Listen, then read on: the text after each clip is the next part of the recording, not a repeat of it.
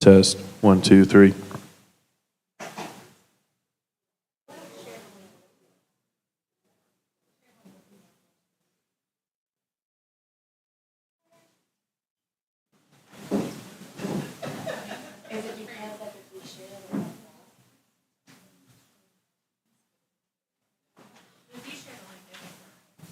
Oh, but it adds so much.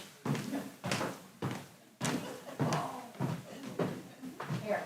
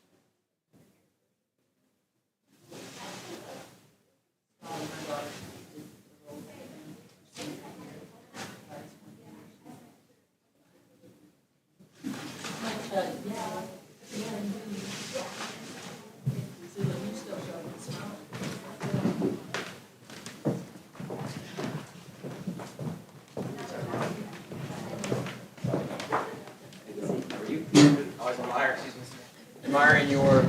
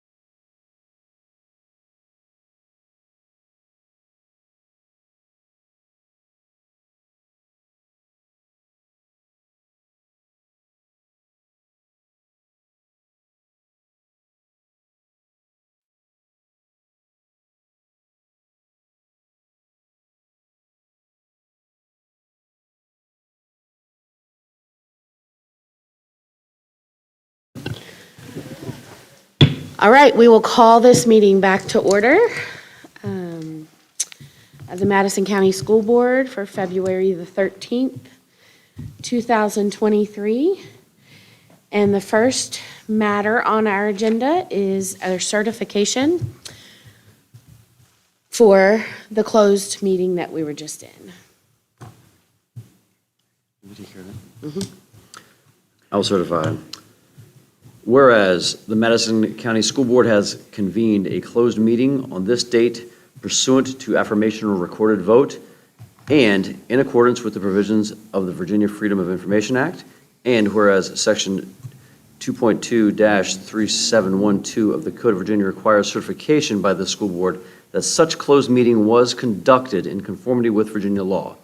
Therefore, be it resolved that the Madison County School Board hereby certifies that, to the best of each member's knowledge, only public business matters lawfully exempted from the meeting requirements by the Virginia law were discussed in the closed meeting to which this certification applies, and only such public business matters as were identified in the motion convening the closed meeting were heard, discussed, or considered. Ms. Patterson, will you call roll? Oh, I need a second. Thank you. Second. We have a second. Mrs. Allen, Certify. Mr. Marks, I certify. Mr. Sheets, I certify. Mr. Wingate, I certify. Mrs. Collier. I certify. Thank you. All right, we will stand for the Pledge of Allegiance. Is it out there? I can't see it. It is? Okay. I pledge allegiance to the flag of the United States of America and to the republic for which it stands, one nation, under God, indivisible, with liberty and justice for all. We will pause for a moment of silence.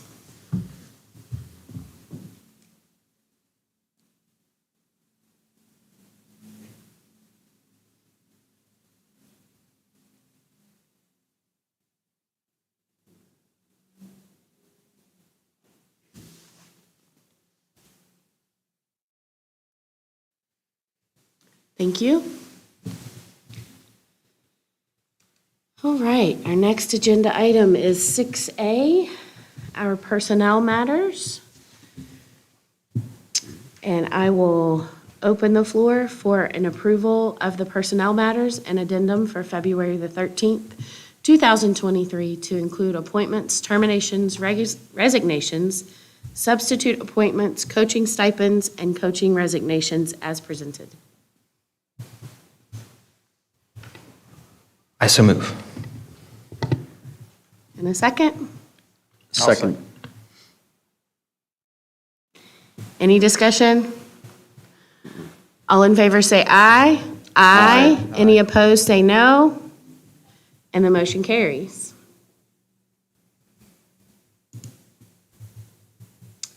Our next agenda item is 7A, our consent agenda.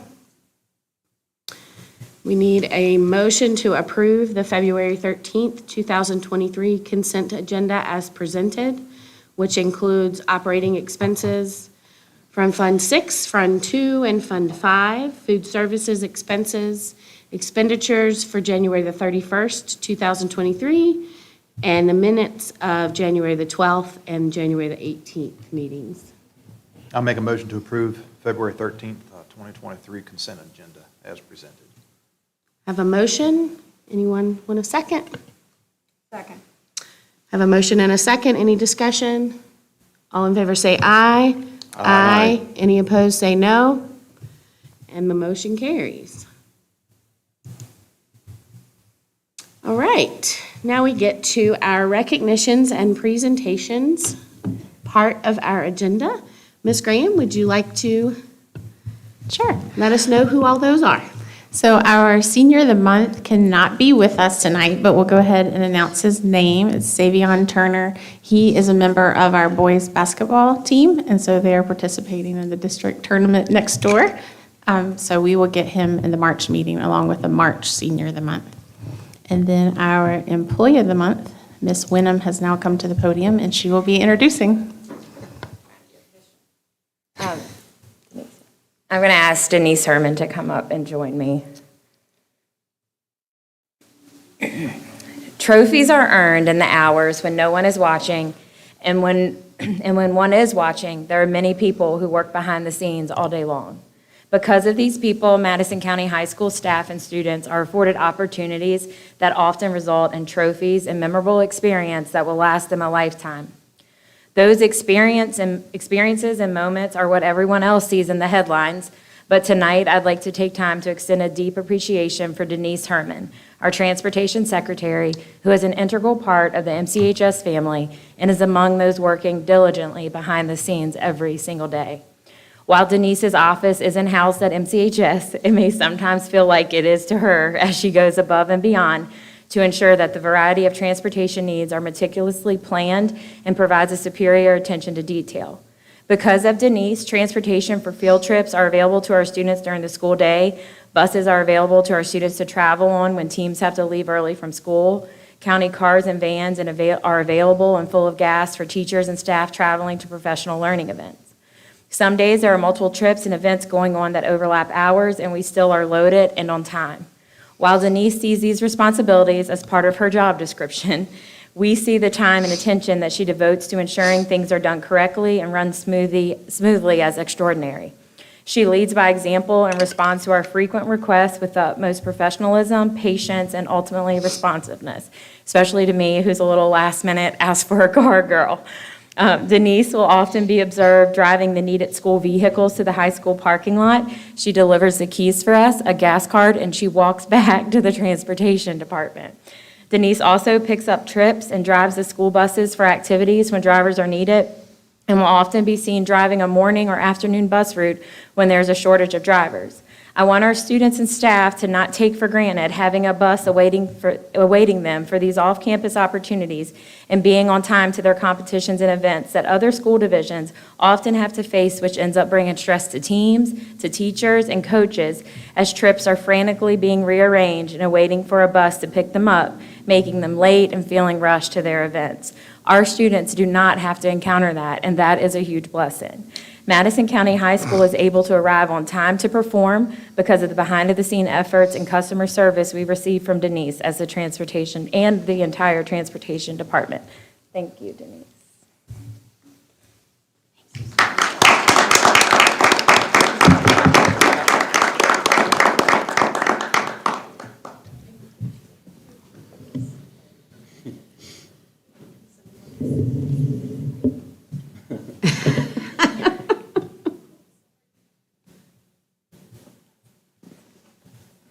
board do you guys want us? Congratulations, Denise. Thank you. Thank you. Oh, gotcha. She's got to go work concessions. So up next, February is School Board Appreciation Month. So Madison County will join school divisions throughout the state to celebrate the School Board Appreciation Month, which is February. Almost 850 elected and appointed school board members throughout Virginia will be recognized by schools and communities for their service and dedication to public education. The theme of this year's celebration is Rising to the Challenge, and it reflects the the leadership of the school board members as they serve their local divisions and advocate for public education with local, state, and federal leaders on behalf of all students. In Madison County, school board members must develop policies and make tough decisions on complex educational and social issues impacting the community. And so we have for you letters from our primary and elementary students that was left on your desk, and then, well, on the table, not a desk. And then we have posters from our elementary schools lining here. And then you had, I think, cookies and a note from the middle school and a goodie bag from the high school and then a bag from central office. And then we have for you, which we'll just kind of pass down, your VSBA certificates.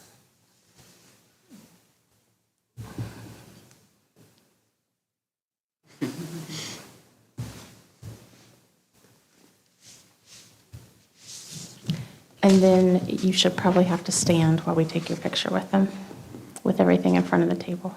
What do you want us to do? Just stand up. We'll take your picture.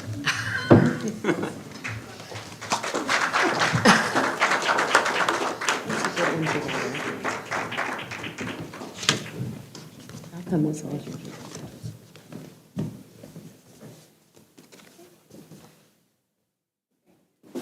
Thank you all. Thank you very much. Thank you very much. Thank you for the swag, Betty Jo. Yes, thank you for the Yes. swag. Yes, ma'am. So it is also School Board Clerk and Deputy Clerk Appreciation Week. Ms. Patterson, who one of her big responsibilities not only is taking care of the board, but is calling a snow day. So anytime you'd like to get on that, we would greatly appreciate it. But I think they have something they'd like to read. Yes, For we do. you and Mrs. Crop. Ms. Colley asked me to read this in honor of Ms. Patterson, Ms. Crump.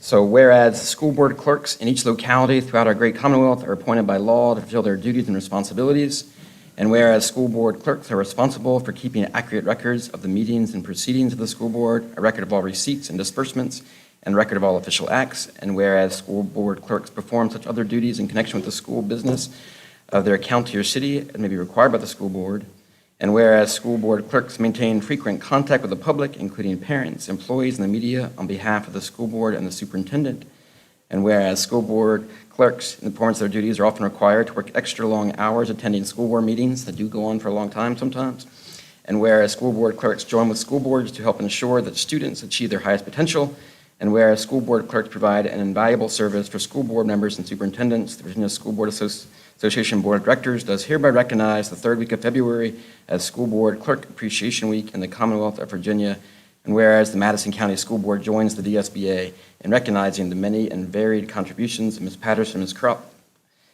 Now therefore be it resolved that at its meeting on the 13th day of February, the Madison County School Board also recognizes the third week of February as School Board Clerk Appreciation Week, signed Madison County School Board.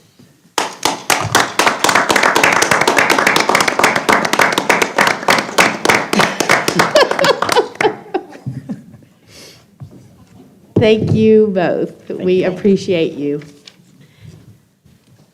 They keep us straight and make sure we do what we're supposed to be doing.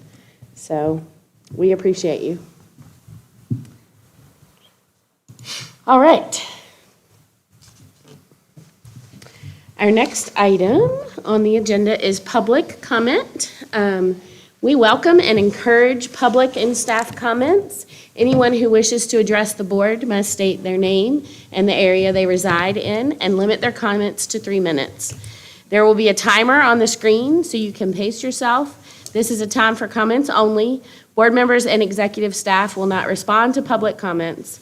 If you have specific questions, please submit them to the board in writing, and they will be given to the appropriate person to answer in a timely manner. If you'd like to come to the podium and speak, you're welcome to. We open public comment.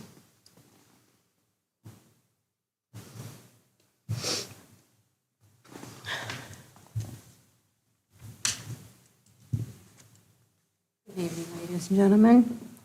My name is Priscilla Flory, and I live in Malvern.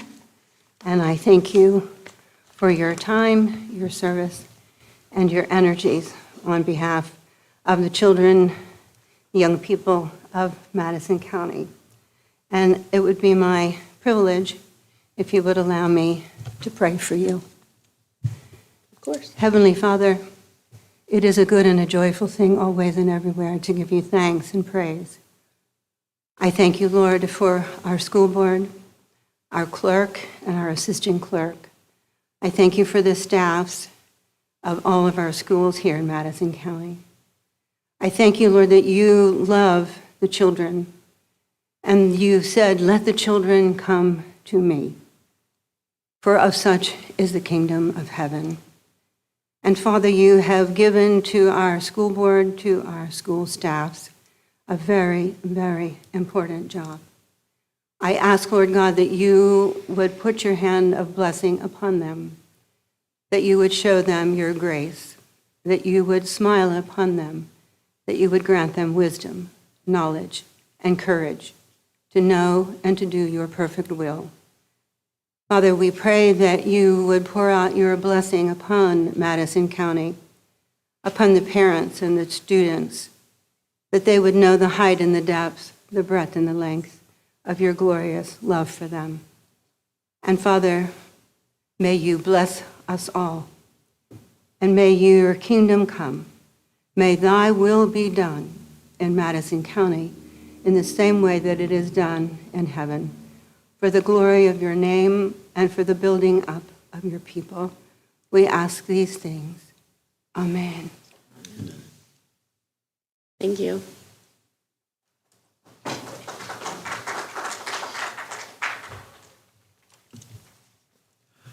I'm Devin Barden from Wolftown. I'm an 11th grade student here at MCHS, and I've been following the book banning story here for a couple months. And I'm not sure that most of you truly understand the context of the movement here. These books are not in the middle, elementary, or primary school libraries. They are, or were rather, in the high school. High school students are nearing adults. We are being trained to become soldiers, carpenters, artists, historians, scientists, and so much more. You expect us to be mature enough to carry out these incredibly important tasks, and yet you believe that we cannot handle a young adult novel. There's not a magical maturity switch that's flipped once we reach 18, and we sure as hell are not the innocent angels you think we are. I guarantee that, whether you want to admit it or not, and whether us students want to admit it or not, that each and every one of us has been exposed to ideas of explicit content, whether it be pornography, crimes against humanity, or any other topic that you could come up with. I can tell you with absolute certainty that I would rather experience sexual assault or genocide in a book as opposed to firsthand. And if we do not have these uncomfortable discussions, we are left vulnerable to those among us who have evil intentions. So maybe instead of spending precious hours banning a speech by Martin Luther King Jr., you could spend your time and effort looking for ways to improve our school. Maybe go and talk to your students and teachers and see what they really need. Because at the moment, all that's being accomplished is the division of the community. And this county will tear itself apart if you don't get your act together. Thank you.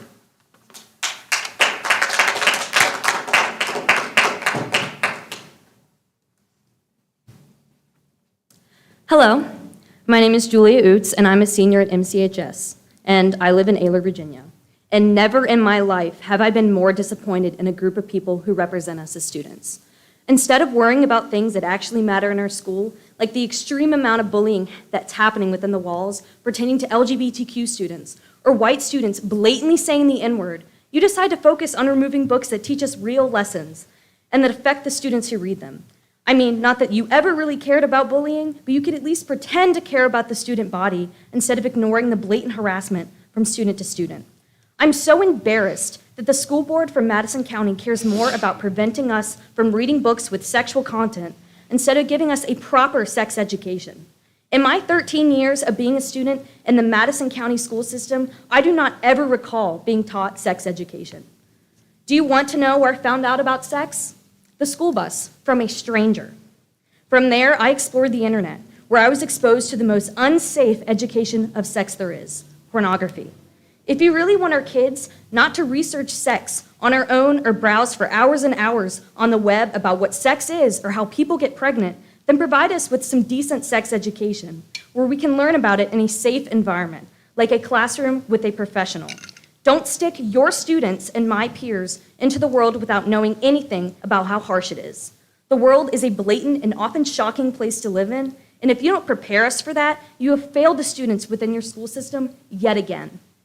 One of the books you banned is called The Perks of Being a Wallflower, which follows the story of a high school student who spirals into a huge rabbit hole of depression. Of course, there's more to this book than that, but I'm not going to bring up the actual reason why you banned the book, seeing as though it was the only reason for the banning. This book saved my life. Starting in middle school, depression has plagued my life horrendously. It even got to the point a year or so ago where I wanted to kill myself. This book helped me understand that what I was going through was a normal thing and that there were so many ways to get help for the way I was feeling.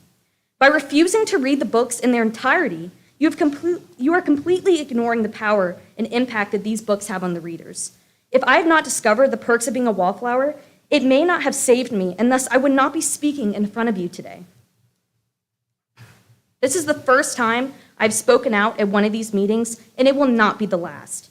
Thanks to this banned book, you haven't heard the last of me, and here's hoping that banned books will inspire others to read more and encourage more of my peers to speak out. Students do have First Amendment rights, after all, and it's time the school board acknowledges it. Thank you.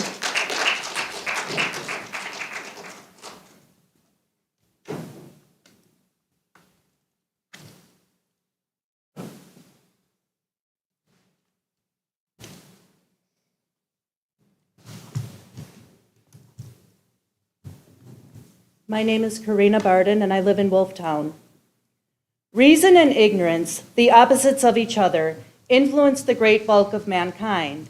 If either of these can be rendered sufficiently extensive in a country, the machinery of government goes easily on. Reason obeys itself, and ignorance submits to whatever is dictated to it. Thomas Paine, Rights of Man, 1791. There is a story in the high school library, cover the children's ears, about human trafficking, gang rape, murder, and dismemberment. It is more disturbing than the banned books, short stories, and articles I have read so far.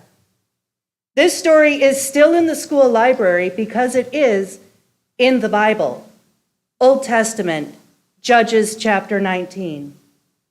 It is only one example of the sexually explicit content in Scripture. As a Christian who reads the Bible and banned books and the Constitution, I object to this staggeringly hypocritical double standard. When the Bible is the only book with sexually explicit content allowed in a library, we have got a slow-moving yet very real problem. Controlling ideas and information by removing literary content imposes ignorance. All kinds of problems flourish in the quiet secrecy of imposed ignorance. We see the beginnings of this kind of control with the bans, and I suspect more is to come. Madison County, I encourage you to read the Constitution for yourself. Those freedoms are for all of us, not just some of us. Read the banned items in their entirety, not just the contentious parts, so that you know the content for yourself. And finally, if you claim to be a Christian, read the Bible for yourself, the whole thing, not just the pretty parts. Know for yourself what is in there. Don't give in to ignorance. Thank you.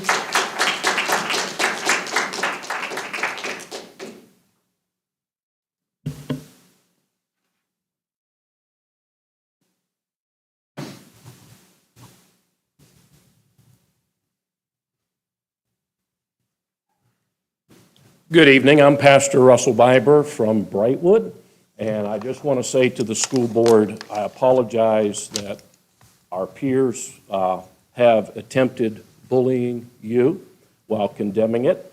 I would also like to say that as we read the Word of God, such activity as mentioned, sexually explicit as it was called, is not condoned in any way. It is condemned. And we see through that what God is pleased with and what he is not. There are no graphic details, merely suggestions. God has not promoted sin in any way. All sin in the Word of God is condemned. Mr. Sherman, a few months ago, mentioned about the school board would be wise in observing the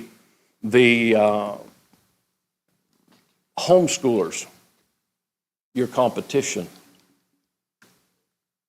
I would venture to say that the homeschooling grades are much higher because of the foundation of their content, honoring the Lord. Because the fear of the Lord is the beginning of knowledge, Proverbs chapter 1. And it's that fear of the Lord, that respect, that awe, that amazement at his greatness and yet his love for us who don't deserve it. It's that fear that causes him to allow our minds to comprehend what is right. 50 plus years ago, we voted God out of our schools. We see the mess that we're in because of it. I'm not saying make Madison County a Christian school. I'm not saying that at all. But let's get back to the foundation of our education system, and that is a fear of the Lord God of heaven. Thank you. Thank you.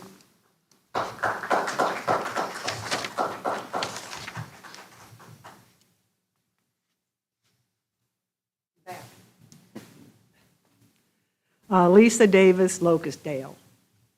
Over the past year, there's been numerous statements concerning some high school library books with sexually explicit content. Now, I've stood here before and stated these books were never, ever banned. There was no banned books. In the beginning, books were segregated, and any student had the access with parent and guardian permission until a more formal policy could be made. Again, people throw out the word banned just like candy. I did come to the library and read many of the books in question and personally agreed with the action. It gave parents and guardians the choice for their child without speaking for others. This hot topic drove the Virginia Department of Education to develop a policy for school boards to follow unless the school board opted for their own. It was to be implemented no later than January 2023, which our board did. It lays out specific guidance and involvement to determine content outside of the school board members. Listen to me, audience, outside of the school board members. This subject has gotten a lot of attention in the past from local news, newspapers, and most important, Madison residents. This board has done the best they could with what was given to them. Parents, again, can allow their children to access or for not any questionable material if retained in the high school library, period. We need to move on. There's a lot on the school's board's plate, and yes, we need to focus on more concerns like achievement gaps. So I hope we as a community start working together on this and other issues and put this subject to bed. Thank you. Thank you.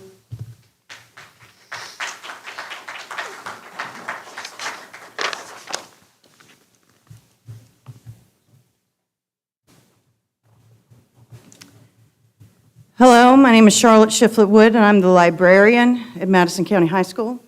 I would like to address the members of the Madison County community and beyond. When the other librarians and I met with Mr. Wingate on September 12th of last year, we proposed the idea of listing titles parents didn't want their children to read under their child's name in the Destiny catalog, so those titles could not be checked out by their child. This was also mentioned by me when I addressed the school board during public comment last October.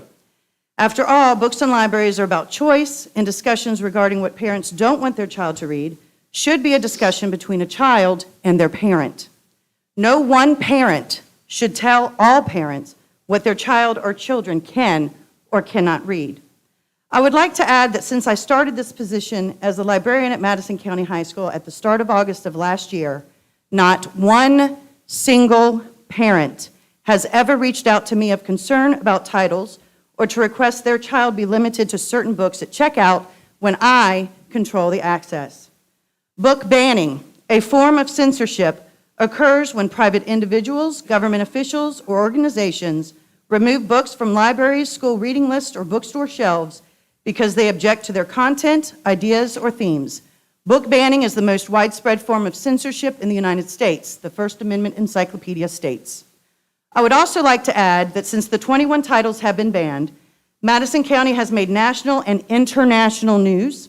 I have been trolled on social media, vilified, as well as supported by members of the Madison County community, asked to interview and declined by international newspapers, and literary icons such as Jodi Picoult, Stephen King, and Margaret Atwood have tweeted and or written articles about the book banning occurring here in Madison. As a reader and writer, I have always looked up in awe at writers such as Atwood and would have never thought this is how we would be connected. In case you didn't know, there has been an outpouring of support from the community, my former students, and strangers across this nation. Our little school library has so far received 98 titles from our wish list from people opposed to the book banning and in support of intellectual freedom. I will be 51 by the end of this month, and my own 9th grade English teacher, Mrs. Hill, made a monetary donation to our school library. She also became an amazing librarian at the end of her career. Thank you so much, Mrs. Hill.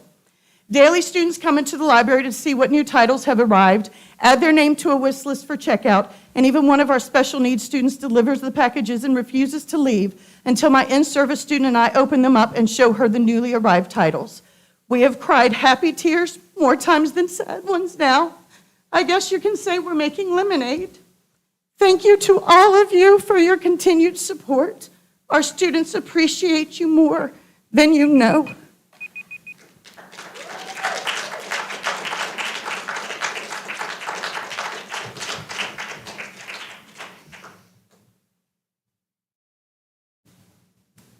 My name is Mike Sharman. I'm from the Novum area. You know, when I was a teenager, I would have spoken exactly as the librarian did, because I would just throw around the words that I had heard in various communist cells that I had attended at the time. I'd talk the same as these other teenagers had done, because I was a teenager. But I'm not a teenager anymore. You know, I keep two things in my pocket next to my heart. I keep the Constitution, which also has the Declaration of Independence, and I keep a New Testament. I'm a constitutional attorney. I've litigated or legislated or lobbied in probably around 30 states. What you just heard about is not in the Constitution. What's in the Constitution is that Congress or the state won't do any of the things that are contrary to the First Amendment. One is prohibiting or imposing religion. The other is stopping free speech, or doing what we're doing right now, allowing the public to come and express their grievances to the government. Those are important issues. But probably most importantly, I'm a Sunday school teacher.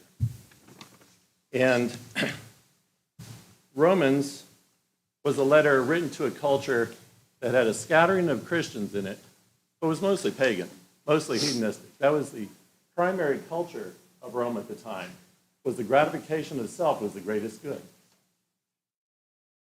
Professing to be wise, they became fools and changed the glory of the incorruptible God into an image made like corruptible man.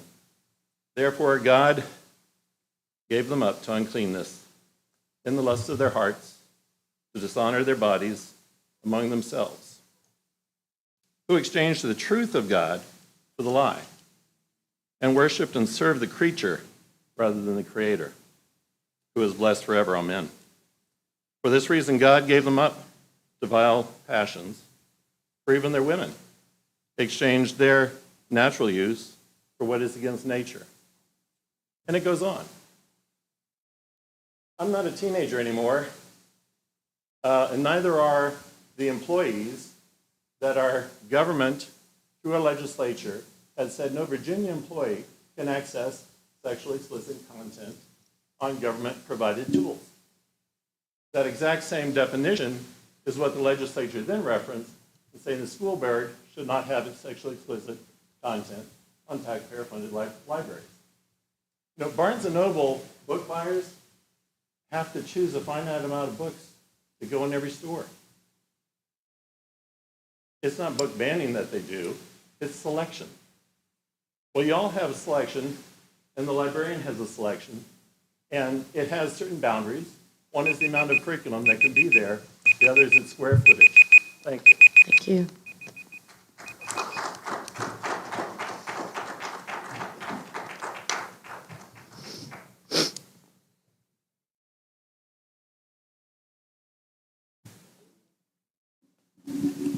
Good evening. I'm Mitch Dickey from Brightwood.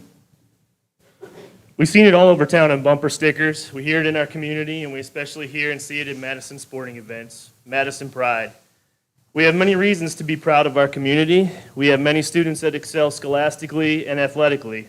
The pride for our young people should be shouted from our nearby mountaintops, but can we be absolutely confident that we are taking pride in all aspects of our school system? Madison Pride should also represent the needs of the people and infrastructure that support our students academically and athletically too, right? There have been strides in recent years, but there are still many questions that need to be answered. What are we doing to retain, incentivize, recruit teaching staff that want to commit to MCPS long term? What are we doing to get staff licensed that are provisional?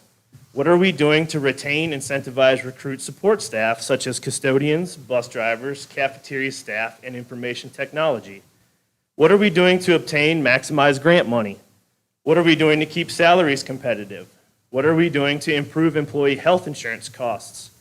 What are we doing to catch up salaries for all staff that have remained loyal through frozen budget years? What are we doing to solve substitute staff shortages? What are we doing about rising class sizes? What are we doing to get teaching assistants in classrooms to support our neediest students? What are we doing to solve the problem with our students not taking care of their Chromebooks, which is preventing them from taking them home for their studies? What are we doing to ensure time for extension enrichment content to gifted students? What are we doing to find and fill reading specialist positions at each school? What are we doing to compensate custodians and non-licensed staff that are coming in on their own time? What are we doing to make sure there's access to the same technology in all classrooms and not just certain classrooms? What are we doing to repair and improve our aging athletic facilities for all athletes? What are we doing to prepare our student athletes for college athletics? What are we doing to support our students that are looking to get into trade directly after high school? What are we doing to improve and maintain the working relationship with the Board of Supervisors so we can address our needs? What are we doing to hear our staff's voices? Surveys aren't the answer. Some of these questions are referenced in the capital improvement plan. The plan is overgeneralized and addresses mostly on the surface issues. Are we addressing issues that aren't in plain sight? This isn't to point the finger at any staff of this staff in this school system. I believe that all of our staff, starting at the top with Ms. Graham, do a great job with the resources that they have. I know that the easy excuse is to blame funding, and part of the problem may be just that, but what are we doing to fix the funding issue if there is one? We can't receive a reason for a problem and throw our hands up and leave it. We need to find an answer. We might not get the answer that we want, and that is fine, but we can use that answer to find a solution and move forward. I do realize that there are financial disparities between larger and smaller school districts, but are we really doing the best we can to bridge the gap? Are we certain we are focused on fighting the battles that are directly in front of Madison County Public Schools? Are we truly in tune with the needs of our superintendent and school system right now? Can I come back and speak again? Just one time tonight? Just one time. All right. Y'all have an email. Thank you.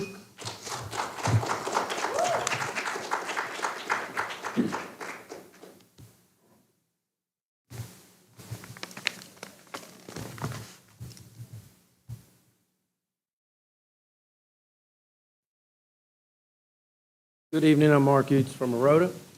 Just want to indicate that I do support the board's decisions to promote excellence in our school library by providing educational materials that are the best for our students in our community. Those choices are choices that have to be made, and most of the time doesn't rise to a board level, but this time it did, and I do appreciate promoting excellence in education by the selections that were made in the library. I do want to also stress that I think the teacher to student ratio is key in education, and you know that's a long haul, and it's difficult due to funds, and it's even hard to even find teachers. Just like it, in this economy and so forth, people are dropping out of every job. But I think long term, and like 3 to 5 years long term, a plan to reduce that would show benefits in our test scores, and or another metric of that you could tie to that. And sometimes metrics don't work. You may think, well, this is going to push test scores up and achievement up, and then it doesn't, and you have to try something else. And that's being realistic, and that's what we have to do. So I just would, my opinion, I do think that is a teacher to student ratio is key. Thank you. Thank you.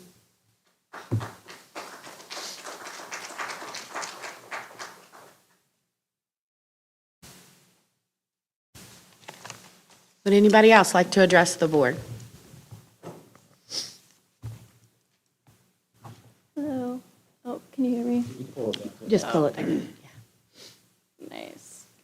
My name's Sydney. I'm from Madison. What did you, can you repeat your name? I'm sorry. Sydney. Sydney, thank you. SID. I'm probably going to talk really fast so I can get everything in. You say your reasoning for the book ban is to protect children, and I understand wanting to protect children.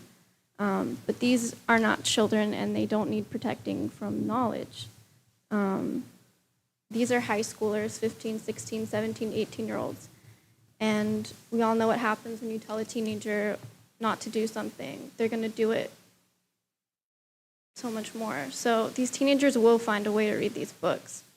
And I understand sexually explicit content can be upsetting, but I'd like to argue that these brief, explicit excerpts in these narratives will help students. If they are more aware of what the world is really like, they will be more prepared to navigate it, more prepared to protect themselves.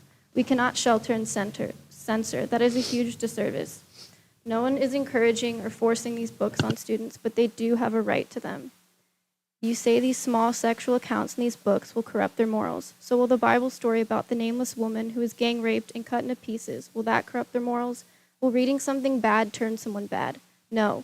You are the people who say guns don't kill people, people kill people. Well, I say books don't make people immoral. Immoral actions make people immoral. You can ban books all you want, but these stories are out. They will continue to be told and shared, and you can't stop anyone from reading them. So in a way, what you're doing is pointless, a waste of energy, a silly and irresponsible use of time, and a silly and irresponsible use of your power. It's quite upsetting that you won't put this energy into creating positive difference in our schools. I ask that you rethink what you are doing here. Is this really necessary? Could you be doing something more productive with your time?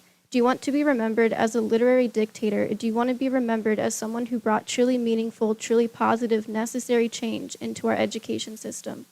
If you continue to try and blindfold the youth to the real world, then shame on you, because you are setting them up for nothing but failure. Thank you.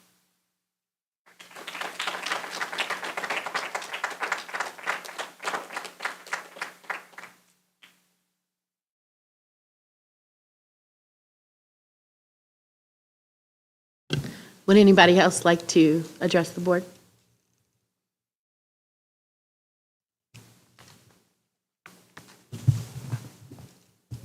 Okay. We will move on to our next agenda item, which is a staff report from the high school CTE presentation. Betty Jo, Ms. Wynn, Miss Wenham, are you coming to talk to us? Shouldn't say Betty Jo, I'm sorry.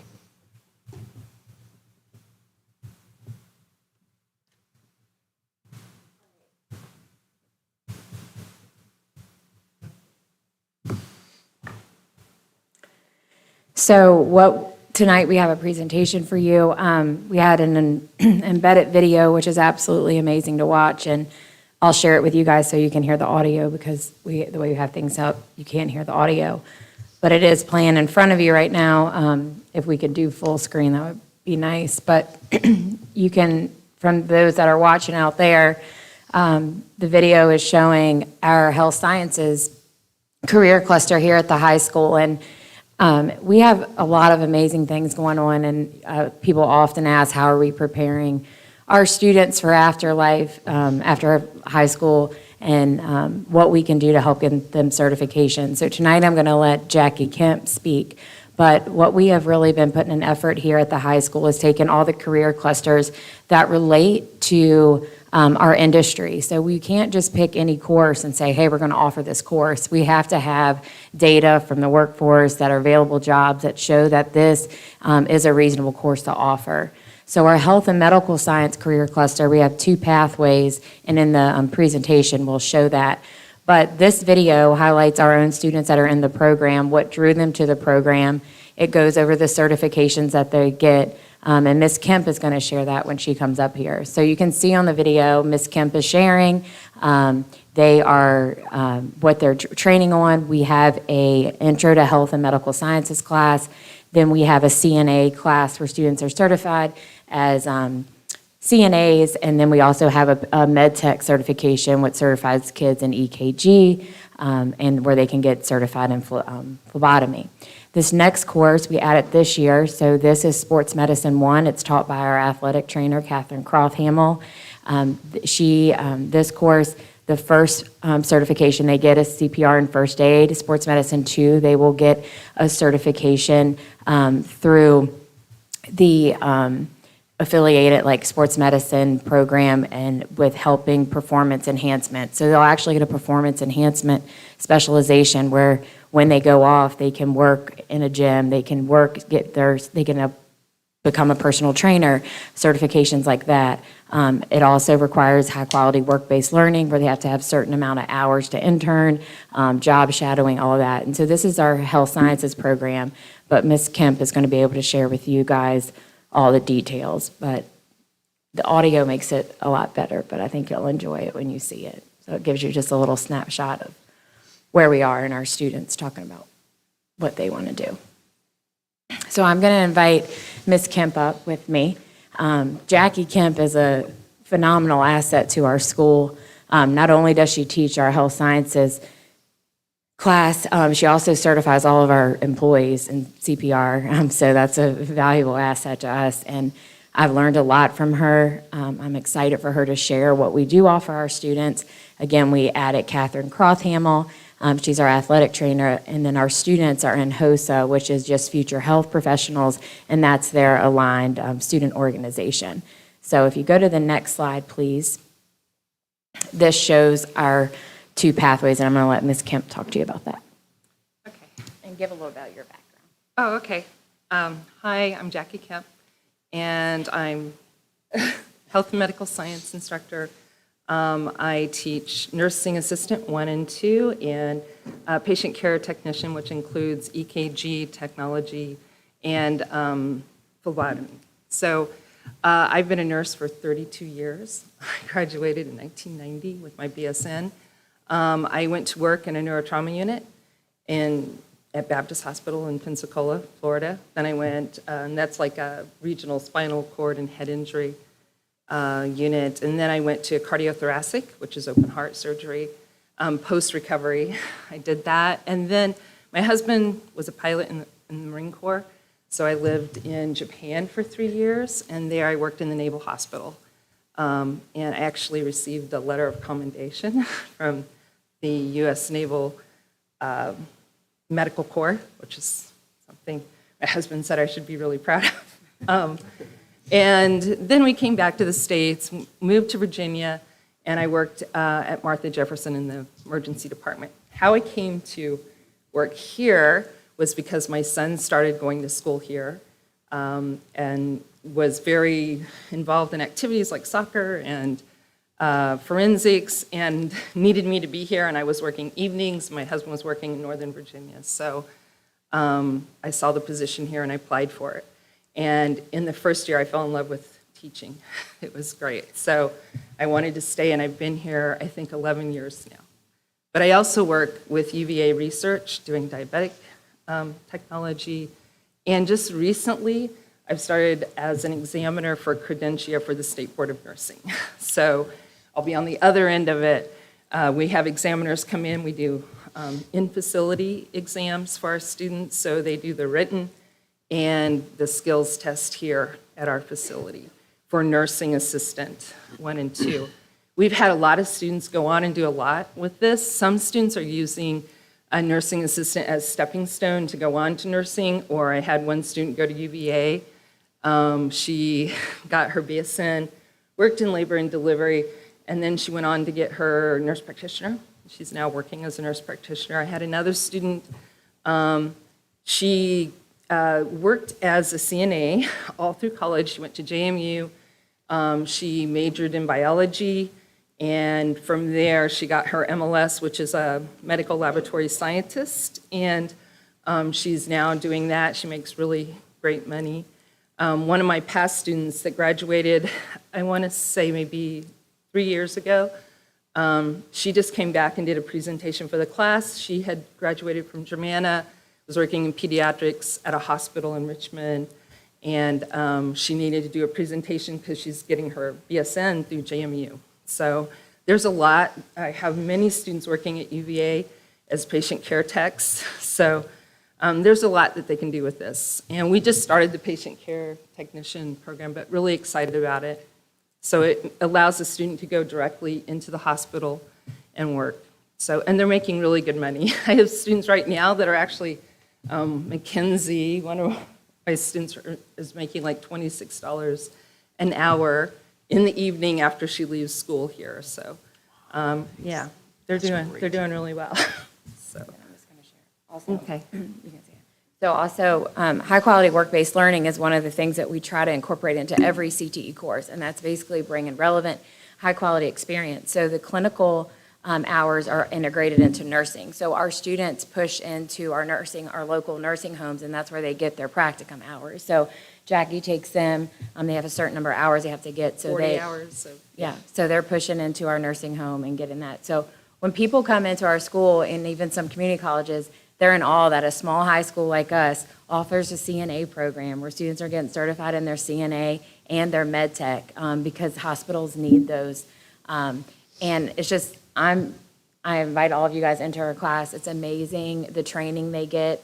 I got the best compliment. Someone who doesn't even know our connection said, "I can't believe Jackie Kemp is your teacher. She was the best absolute nurse we ever had at the hospital." And so to have her training our kids, I think it's awesome. And our kids are leaving and can enter the workforce immediately in a competitive wage position, whether they're going to pursue additional education or that's going to be their career. So I'm just really excited to share this with you guys tonight. And I would say I have a passion for healthcare, and I just really want people to go out there. We have shortages in all areas, and I feel like if we can get them started in high school and realize, just kind of open their minds to the opportunities that there are in healthcare, that's really what I feel like I'm doing, like my purpose now. So the next slide just shows what we started this year. So that's our diagnostic services pathway.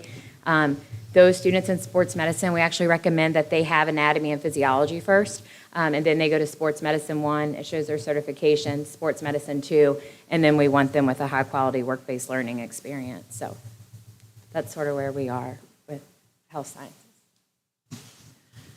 Thank you very much. This is exciting. Can I ask a question? How many students roughly this year will get a certification in health sciences?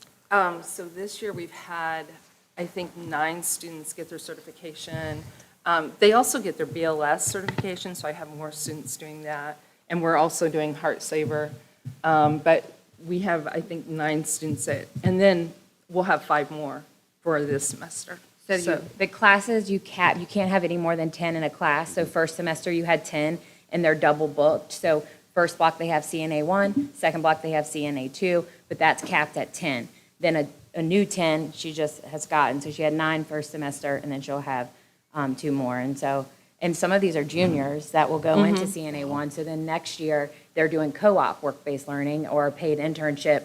If they're working, we just have to align the competencies. And then they can take patient med tech, because that would be the next certification for EKG. So, part of we've talked about trying to keep on growing CTE and how important that is, and thank you for all your good work. Is there something that, what can we do in the next couple of years? I think about money, and I don't put you on the spot now. What can we do as a board, to grow this, and to keep on, and to build this on the good work you've done? I don't know if you have an answer for you now, but I think we ought to think about it. She can answer too. I really do feel like we do maximize our Perkins grant that we get and our state equipment money that's allocated from the state in trying to buy like the high-tech stuff. So like last year, like I just showed up to her classroom with some state equipment money and I bought the oximeters that they use in the hospital, right? So that our kids can have access to the technology they're going to use in the field. That's really important to me to get it in her hands because she won't ask for much. Well, I'm a frugal person, but but I'm very thankful for any extra money, and you spent extra money for the monitor, the continuous cardiac EKG monitor, which is great for the patient care technician, the EKG technician part of it, because then they know how to put on a 3-lead or a 5-lead. And we also have a 12-lead EKG. So those things are very expensive. Like, I think that was $2,900, so it's really expensive. So, yeah, But they're appreciate any money. they're being trained to use it. And in growing the program, like you only can have 10 kids per section, right? So if you hired another teacher, then you could have 20. But it's like we only have 540 kids in the high school. So I feel like our requests, like we're handling it. So I'm not really sure. I think we're doing a great job in this area. I think we're serving the need. The kids are getting good instruction. We're still adding advanced courses. We've incorporated Catherine. And offering patient care technician is amazing for the students because then they can go directly and get hired into the hospital. Before, they have to have EKG and some phlebotomy, be able to do glucometer sticks, stuff like that. And they didn't have that with just the CNA. And CNA is geared more towards long-term care, and there's a need for that. But there's a lot of students that want to go directly into the hospital, so patient care technician helps prepare them for that. So it's, and that was kind of spearheaded by you, so I appreciate that. And I love teaching EKG, so it's a lot of fun, and there's a lot of knowledge there for them, helps them when they go on to nursing school. And I would say the majority of our students are looking at going on to nursing school, so. I just say, I think all the board, we've talked a lot about, trying to grow with the good work that you're doing, Ms. Wyndham. Just so you know, please be thinking about how we can keep on growing and we're supportive, I think we're pretty supportive of how we can do that responsibly, of course, and all, but we're pretty serious about that, so keep on thinking about ideas. We just want kids to get certifications, right? Quality instruction, kids really finding a passion that they can go do something with, a way to make money if they need to make money, right? So this gives that, their high school diploma is worth something, right? And it really is. And in this case, I think I would be really proud if my daughter one day graduated high school with her CNA. That's awesome. Thank you. Thank you. That's awesome. Cool. Right. We have some business information items up next. And we invite the calendar committee to present the 2023-2024 draft calendar. Ms. DeBoer, welcome. Hello, how are y'all? Good, how are you? Good. So my name is Jessica DeBoer. I work at Central Office, and I'm a part of the calendar committee. So tonight, I would like to present our proposed calendar for the 23-24 school year. It's up here on the screen. This year's calendar committee consisted of myself, Jennifer Taylor from the primary, Nikki Lamb from Waverly Yale, Missy Cole from Wetzel, Erica Moretz from the high school, and we also had two parents join us from the beginning. We had Maddie Lamb and Katie Honecker join us from the get-go. So we first met as a committee, and everyone brought a calendar. We went over each calendar and picked out the things that we liked, and by the end of our first meeting, we had a proposed calendar. So all of our committee members took that back to their buildings, got feedback. Then we met again, and we talked about any comments or suggestions, but there really wasn't too much things that we had to change. So at the end of the second meeting, we had a calendar meeting with additional parents that we were invited from each school. And those parents came in, and we went over the calendar month by month and looked at the calendar. They had questions about the calendar, but we didn't have to change anything. They were satisfied with the calendar that we suggested. So this is the calendar that we are proposing. I'm just going to go through some of the highlights for y'all. School will start on August 15th, which is about the norm that it usually starts on every year. We have two parent-teacher conferences, one on Thursday, September 28th, and Thursday, February 15th, and both are from 1 to 7. The first semester will end on December 22nd, which will allow for all SOL tests and final exams to be completed before winter break starts. Awesome. Students return from winter break on Monday, January 8th. Semester 1 will consist of 88 days, and semester 2 consists of 92 days, which total 180 days for the school year. And the last day of school for students will be May 24th. We will post the calendar on the website tomorrow for public comment. Do you have any questions on the calendar? I just want to point out that students will get 2 full weeks. Correct. At winter break. Correct. And that was one of the things that the parents, because last year, students actually got 3 full weeks. Teachers got 2 full weeks. And the parents that were at our meeting this year, they didn't like the 3 weeks. Especially for the younger kids, because it got them out of routine too long, and it was hard to get them back on routine at 3 weeks from break. And then we have a full week of spring break. Correct. Correct. And for this calendar, it actually coincides with Easter, because Easter is March 31st, which is sometimes a lot of parents' choice around Easter to have that break off. That's what I was going to ask. Yep. So it does come around the Yes. Easter holiday. Okay. Okay. Those were the only 2, not really questions, just statements. Yep. I'm curious what the thinking is, and then maybe Anna, you can, I know there are hour requirements, but things like, because we talk about citizenship and, Columbus Day and Veterans Day are national holidays, for a reason, trying to inculcate that in people. What's the thought about not having those honored sort of on the school calendar? We really haven't had much discussion on them. I think the main reason is to start mid-August and to be out by Memorial Day. There's not much room in there to have too many days without shortening the winter break more. So I think that's probably one of the main reasons why they're not there. I guess people probably rather have a full week for spring break than to do piecemeal.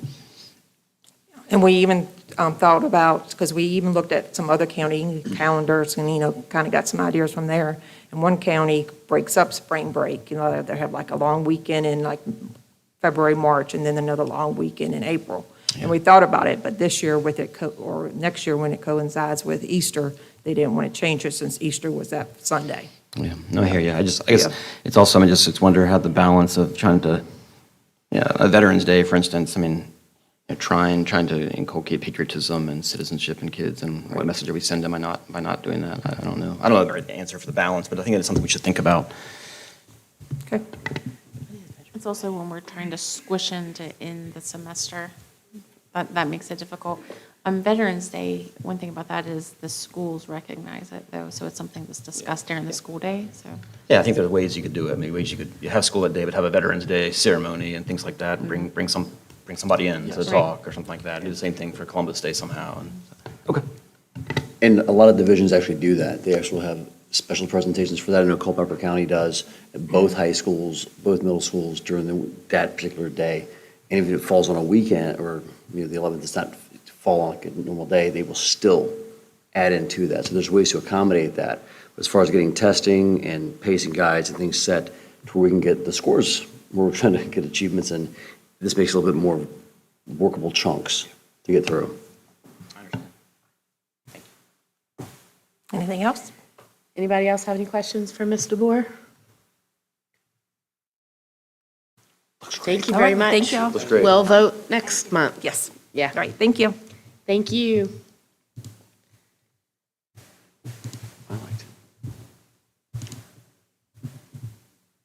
Our next item is the budget draft. Ms. Yes. Graham.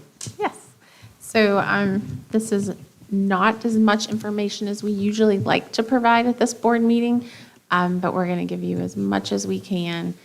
Our problem is that there are significant changes between the governor's budget and then the House and the Senate, and our calculation tool from the state will not be to us until hopefully mid this week or toward the end of the week.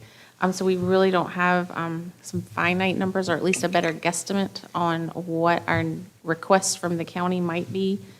The budget conference committees, they started the process, I guess actually today, and then they hope to be finished by next Saturday. So after that, we should have like a final budget coming to us, or at least more accurate numbers. So if we go to the first slide, we'll kind of show you what we want to, or the next slide. This is our slide from last month, where we were letting you know about, at that time, it was a 5% raise, but both the House and the Senate included a 7% raise in their budgets. So what we've done, if you remember, our number was around $790,000 that we were going to need an additional funding from the county. So that's the number that'll kind of build from there. We're just not sure how much funding will be coming from the state, and we won't know until those calculation tools come out. So we just kind of left in the total that was being provided from the state, that $655,000. That was based on the 5%. That was state funding coming to us. And then from that, we knew that we needed $162,298 from the county to make that 5% work. So again, we're going to need additional funding, but it'll come from both sides. We're going to get more funding from the state, but we're probably also going to need some additional funding from the county. So we'll let you know. But one thing that changed is that bonus pay of 1% was removed. So that funding was put into the raise. So hopefully our hit as far as what we would need from the county, Ms. Kropp and I are remaining hopeful that it's not going to be so bad. That was collapsed. And then also, if you remember me talking about the $50 million in the governor's budget for the $5,000 performance pay bonuses, that was also eliminated by the House and the Senate. So that was put toward raises. So we'll see what we get. So otherwise, on this slide, nothing else changed. We still are estimating, it's the best we can do right now. We're just estimating a 10% increase in health insurance. I hope we're way off, and I hope it's 0%, but that would be about $280,000. We do need to increase, because the services are increasing, as Ms. Collier knows, from prep services. So that's $50,000 for us, and that's for our special needs students. And then we are proposing $100,000 that would just cover teacher and staff pay to stay after school with our students. There's so much, I know you've seen and read a lot of information about that tutoring after school, and a lot of that has taken place in our after school programs and small groups. So that's where that work happens. Our grant is ending for that, so that's what we would need to put in our budget to cover. Next slide. We have been running a fabulous summer school through COVID with the ESSER funding, and we're able to do that again this summer. If we continue to run a robust summer school, we're going to need about $50,000 more. So not talking this summer, but for summer 2024. So that needs to be put into our budget. So that's something new from this year. Summer school, staff only. Summer school is costing us about $123,000 to run with all the salaries. Coaching salaries, we talked about last time. That's an increase of $500 per coach per season. And that's something that has not been increased. Ms. Kropp, I don't even know if you remember the last time coaching salaries was increased. Long time. 15 years ago? Okay, there we go. I think it's time. if we can. We do want to raise substitute pay from $12 to $14 an hour. We want to raise it much higher, of course, but trying to chip away. This is new to the slides as well. We have that SSO position, the school security officer position that was put into the middle school this year. That was 100% grant funded for this year. We're able to apply for it again, but as you know, this kind of runs just like the school resource officer position. So you get all the funding the first year, and then after that, like local matches are required until eventually you're paying for the whole thing. So for the school security officer, which has made a big impact on the middle school as far as helping teachers with student discipline, that would be a local match of $23,120. So that's going to be in the budget that we'll go over with you at our retreat on the 25th. Utilities was in there last time. Ms. Krupp and I took a closer look at our gas, diesel, and fuel oil lines, and just to make us feel better because the prices have gone up significantly since the last time we worked on the budget, we just proposed putting $130,000 in the budget, just in anticipation that the prices remain high. So right now, there's no total for the county. We know it has gone up from the 790, but we're not sure how much because, again, we need the calculation tools to know how much will be affecting us or coming to us. And then at the bottom, if you remember in last year's budget, we had $1.4 million to use for capital improvement projects. And so that money returns to the county at the end of the school year. And so that's $810,000 that, we've been talking to the county. So that'll be $810,000 available to use for capital needs as the CIP committee works through the study that we've had done. So that's. And we're going to hear more about that study Yes, you are, at at the our retreat. retreat. Yes. So that is what we have on the budget. When we meet on the 25th, we will go line by line through the budget because we're getting the calc tools that will have the House and the Senate budget. We're going to build our budget on the most conservative of the two. So that'll give us a really good idea to start, and then hopefully it'll just even get better from there. Could you share, I'm sorry. Go ahead. Could you share percentage of our funding? What percent comes from local? What percent comes from state? What percent comes from federal? Right now, do you have the exact number so I don't estimate? It's on. No, it went back off. It's about,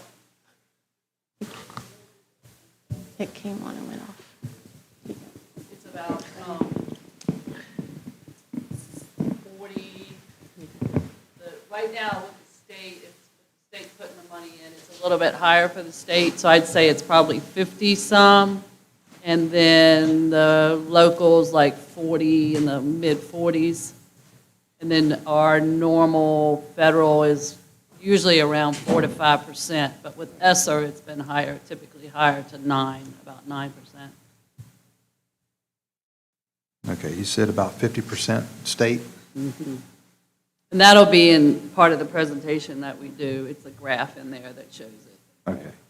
Yeah, I'd like to see that. Any other questions, board members? We look forward to the end of the month. Yes, we're very excited to get And the the calc calc tools, and will we have insurance estimate back? We should. Great. Hopefully even by the end of this week, is what we're hoping. For sure by the end of February. Nice. Awesome. Okay. Thank you. Thank you. Okay, so now we go into a public hearing, and this is just a public hearing on the budget.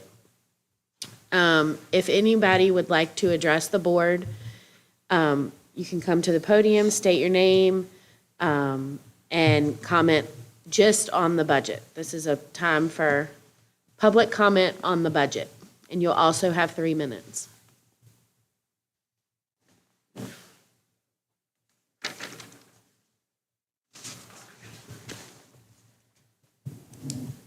Hello, I'm Devin Barden from Wolftown. You heard from me earlier. And I would like to state that our high school art program is suffering. It could use some help. We don't have a PA system out there. We also don't have a handrail going down the steps, the concrete steps to the art room, because it's removed from the rest of the building. Did you say PA system? Yeah, PA. We also don't have wheelchair accessibility down to the art room. The path to the art room, instead of going down the stairs like everyone else, you would have to go out to the back parking lot if you're in a wheelchair, and then go all around the greenhouse to actually get in.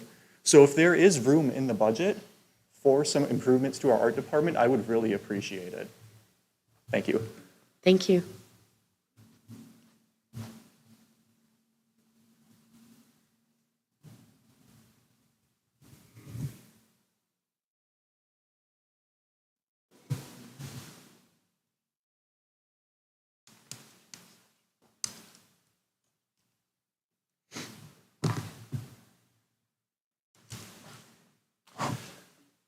One of the things I had to do about a half century ago, my name is Mike Sharman, I'm from the Novum area. One of the things I had to do about a half century ago when I worked in the U.S. Senate for the committees that I was helping a senator with was look at the philosophy that underlay the budget. And that's what matters. That's what should drive a budget. So James Madison, Thomas Jefferson, and Patrick Henry were all rural Virginians, all within 90 miles of here, some obviously much less. All three had been homeschooled. All three had a mighty distrust of a strong central government. They each had strong convictions on how to regulate the conduct of men in their new nation. Patrick Henry said, "It cannot be emphasized too strongly or too often that this great nation was founded not by religionists, but by Christians, not on religions, but on the gospel of Jesus Christ." On the back of the Stamp Act resolves, he wrote, "Righteousness alone can exalt them as a nation. Reader," and he put an exclamation point, "whoever thou art, remember this, and in thy sphere, practice virtue thyself and encourage it in others." Mr. Jefferson's pen had written our Declaration of Independence, proclaiming our unalienable rights, and he declared, "Of all the systems of morality, ancient or modern, which has come under my observation, none appear to me so pure as that of Jesus." He said that religion is deemed in other countries incompatible with good government, and yet proved by our experience to be its best support. James Madison, who never had any natural children of his own, became known as the father of the Constitution. He said, "We have staked the whole future of American civilization not upon the power of government, far from it. We have staked the future of all of our political institutions upon the capacity of mankind for self-government, upon the capacity of each and all of us to govern ourselves, to control ourselves, to sustain ourselves according to the Ten Commandments." So bringing it back to budget, the Code of Virginia says that the entire scheme of instruction in the public schools shall emphasize moral education. You need a budget for that. The Code of Virginia says character education is required. Each school board shall establish a character education program in its schools. The basic character traits may include trustworthiness, including honesty, integrity, reliability, loyalty, respect, including the precepts of the Golden Rule. The last two statutes that I quote here are the ones that say you are to exclude from your school budget those things that are sexually explicit, just as any Virginia government worker is not allowed to use for their budget anything that is sexually explicit. Thank you very much. Thank you.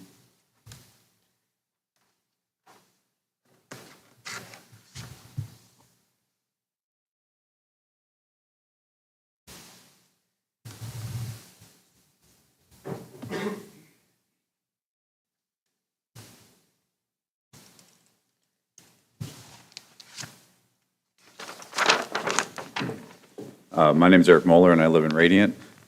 I love how everything keeps coming back to religion and Christianity specifically. And I understand we live in a very Christian area and all that, but schools should be separate from religion. There shouldn't be any focus on religion in any way in the school system, and that they just need to stay separated. That being said, I think that morals and all those don't strictly come from religion. They come from society.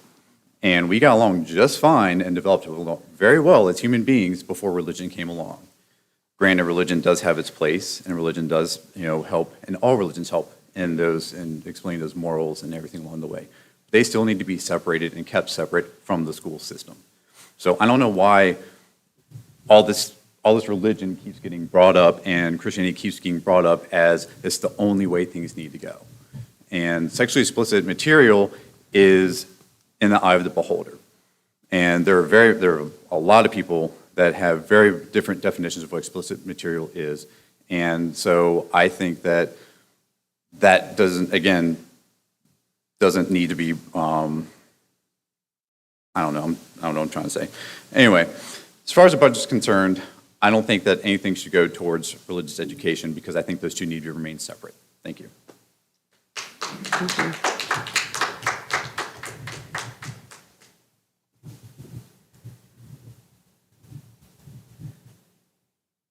What?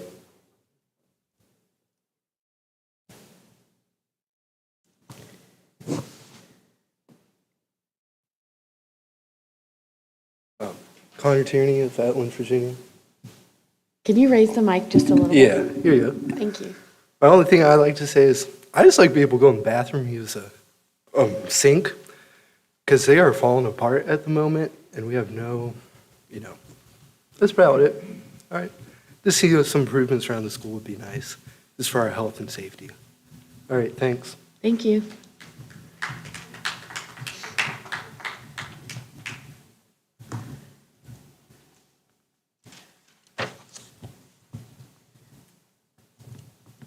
Would anybody else like to address the board concerning the budget? Can't talk.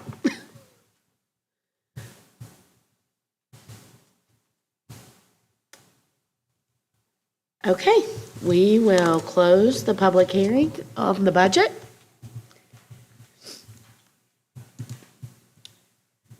We have 3 business approvals for tonight. The first one, if board docs will work. There we go. To request a supplemental appropriation from the county in the amount of $285,592.09 to be added to fiscal year 23 budget in the areas $168,892.09 to Fund 5, Function 1000, and $75,200 to Fund 6, Function 4000, and $41,500 to Fund 6, Function 8000. Ms. Graham, do you have anything to add there? If you look in the background information, it provides where the money is coming from. So the first is the ARPA Pandemic Bonus Federal Fund. That was for the bonuses that we gave earlier in the year. $41,500 is from the Federal Electronic Connectivity Fund and $75,000 for a state security grant. So that's where the money's coming from.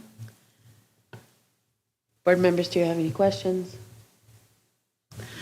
Okay, I will open the floor for a nomination, oh my gosh, a move to request this supplemental appropriation from the county. I'll make a motion to approve. Can we get a second? I'll second. Any discussion? All in favor say aye. Aye. Any opposed say no. And the motion carries.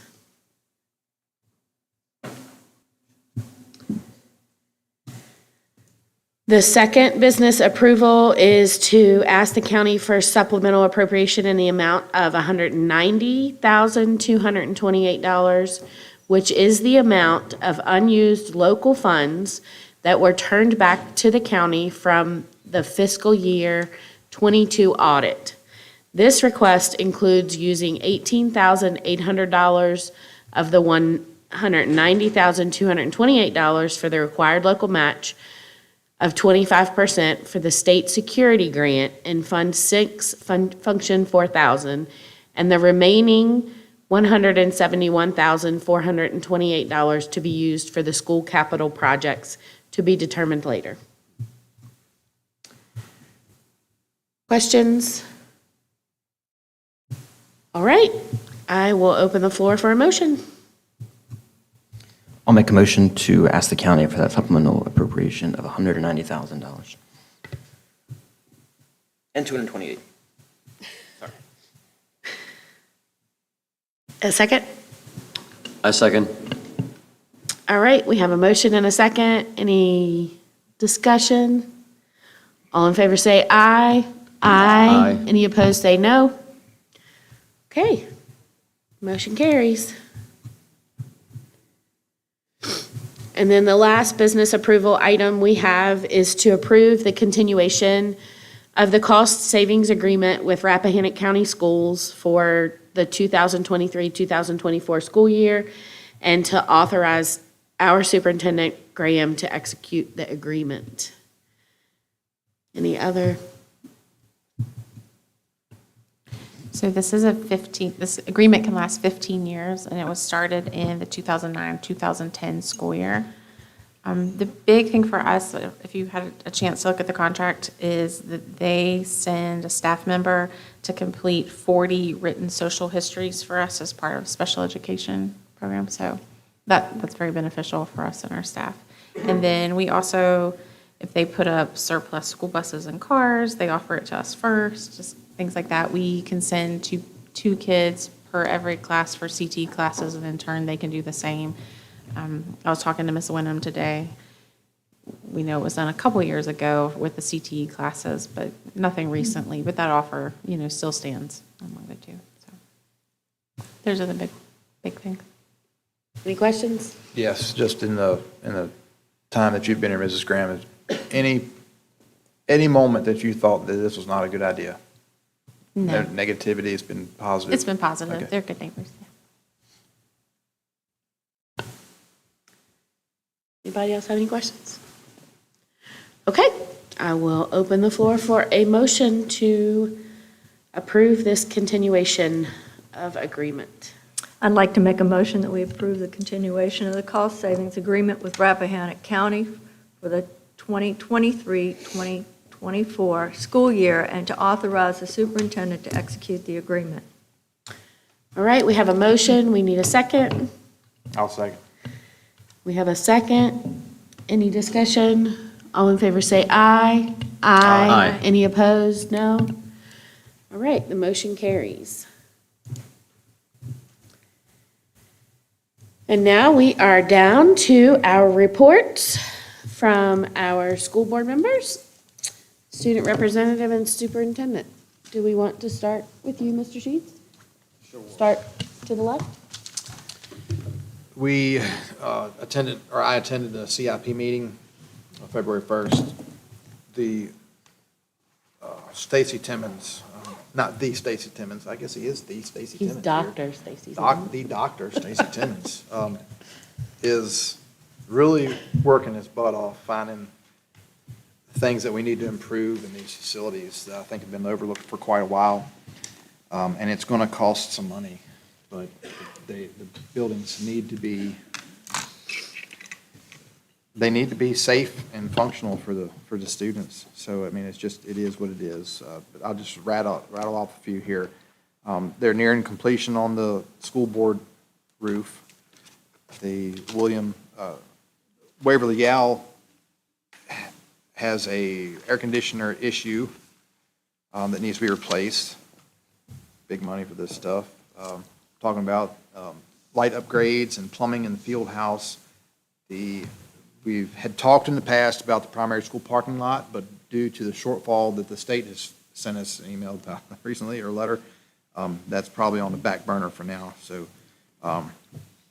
high school boilers that have failed, I mentioned this before, the welded seams are broken. We're pushing the manufacturer to back that up and to do some repairs or replacements, but we're not sure how that's going to go, but they need to be replaced or repaired.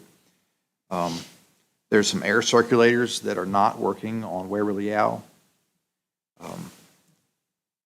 William Wetzel and the high school, there's some plumbing issues with some sewer pipes that we're looking at getting some cameras in to find out what's going on. Pump, some type of the well pump for middle school and high school.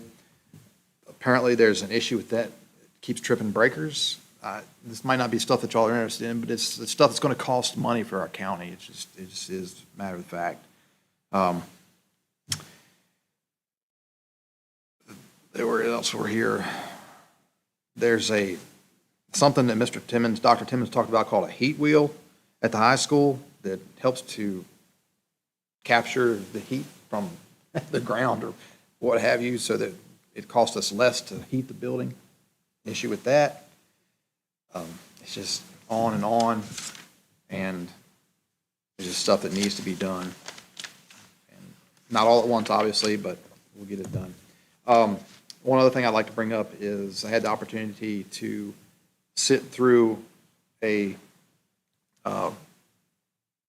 talk, a lecture, a sermon, however you want to put it, with John Amanchukwu, who's a pastor down in North Carolina, and he spoke on the lies of CRT and Planned Parenthood and abortion and whatnot, and it was really refreshing to hear truth coming from a man.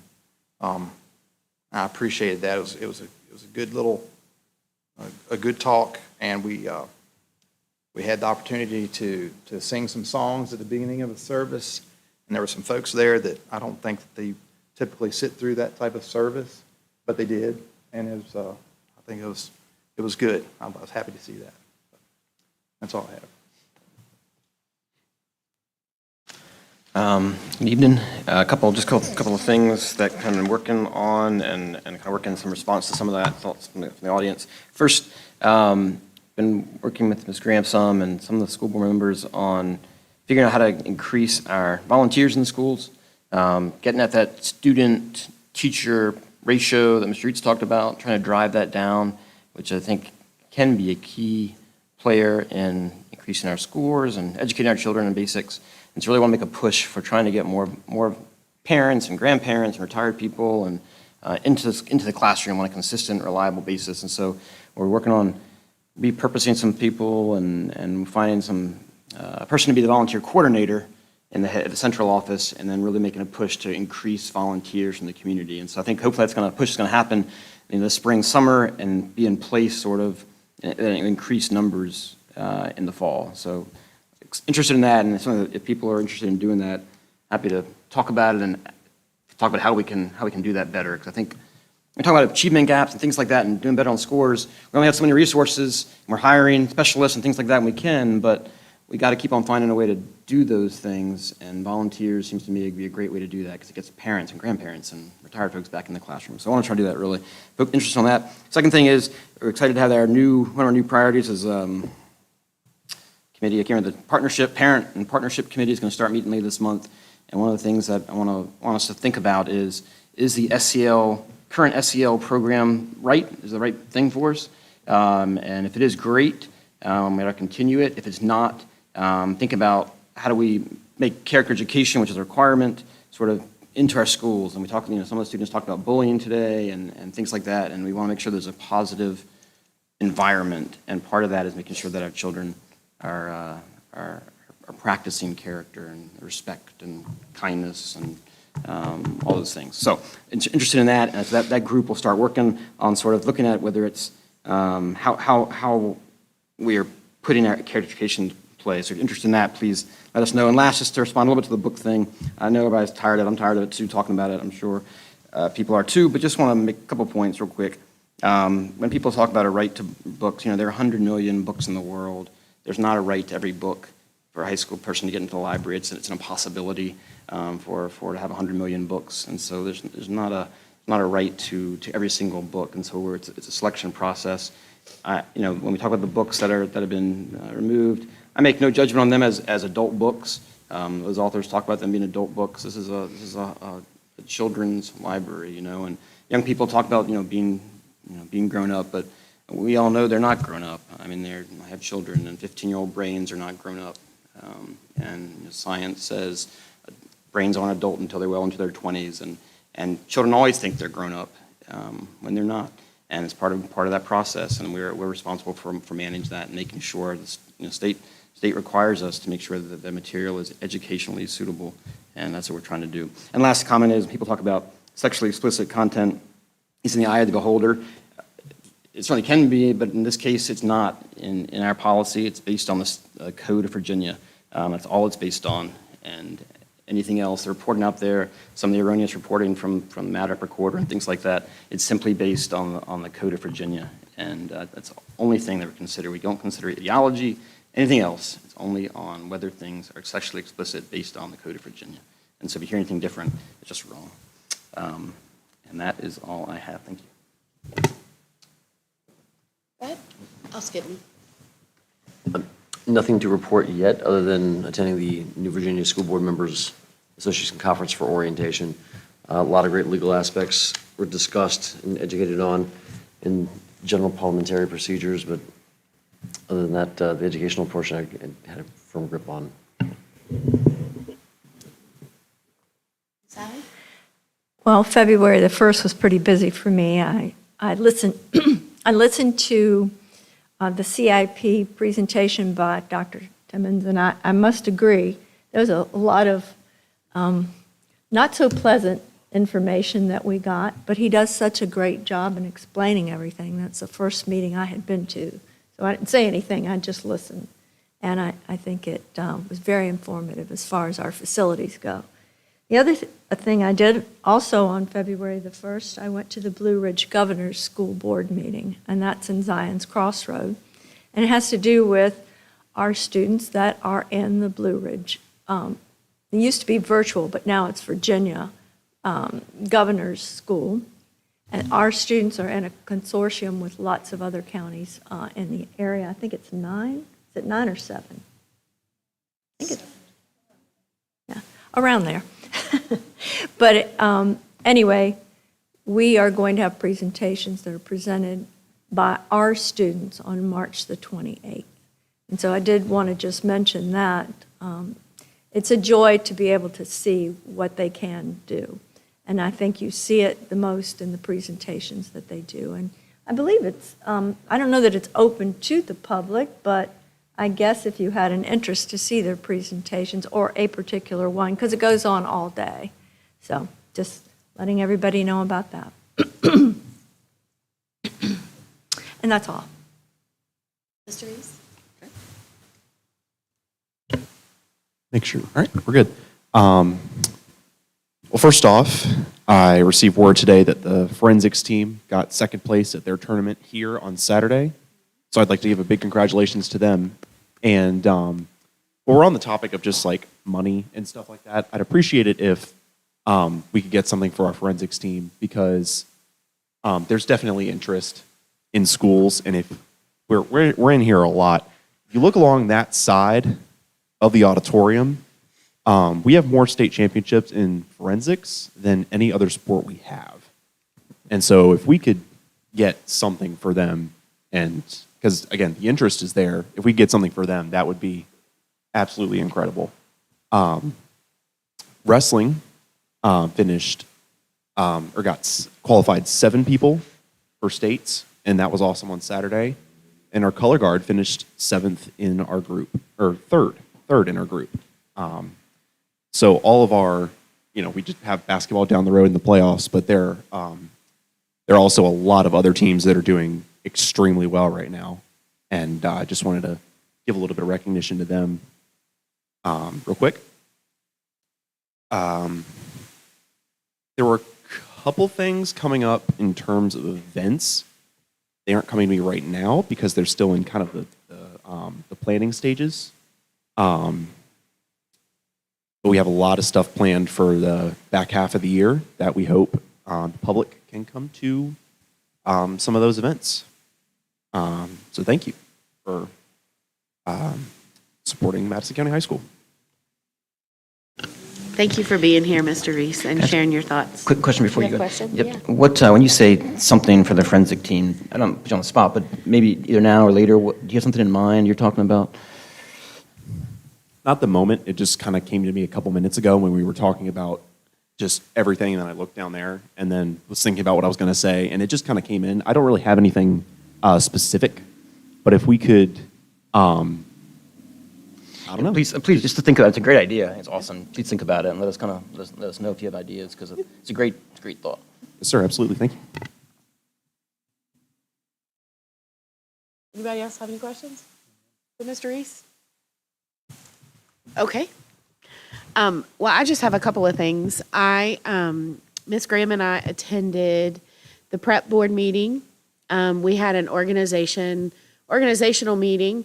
The prep board is the Piedmont Regional Education Program, and it supports special education around the 9 surrounding counties. And I was elected chairman, and so that by default makes Ms. Graham the superintendent of record for prep. So we are the organizing folks of prep. Prep does have an executive director, and she does a great job. So, but we go to those board meetings. They're monthly, except in the summer, and we represent Madison at those board meetings. And it really does support our special ed program with hard to fill positions and part-time positions where rural counties can share employees, and those, physical therapists and occupational therapists and speech, all of those hard to sort of find positions, and we get to share them, and the cost savings is great. So we attended that. I also attended the VSBA new chairman workshop and legislative conference, and that was good. I learned a few things. I did learn that chairmen can make motions. Yes. I found that out. And did you want to change your mind?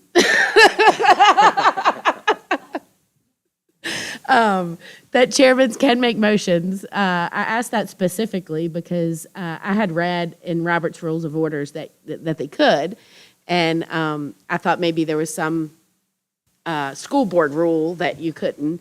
But so that was a myth.